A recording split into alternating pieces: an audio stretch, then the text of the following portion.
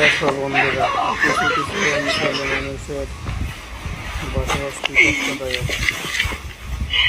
বরফ জমে যাওয়ার কারণে মানুষ সেগুলো খুব কষ্টে আছে। দেখো বরফের ভিতরে হাঁসগুলো Michigan time. Yeah. দেখো কি Oh, করে here it is. বরফের ভিতরে বাজি ফুটাইতেছে। দেখো কি পরিমাণ ঠান্ডা, একটা ফ্যান পাথরের মতো শক্ত হয়ে গেছে। দেখো পিলারের সাথে বরফ জমে বড় পিলার বেরোতে পারছে না। দেখো বরফের সাথে গাড়িটি আটকে গেছে। দেখো সাথে যে আউটলাইন আছে পানির, সেই পানির ভিতরে পাইপের ভিতরে বরফ জমা হয়ে গেছে। জাহাজের রিলের ভিতরে বরফ জমা হয়ে গেছে।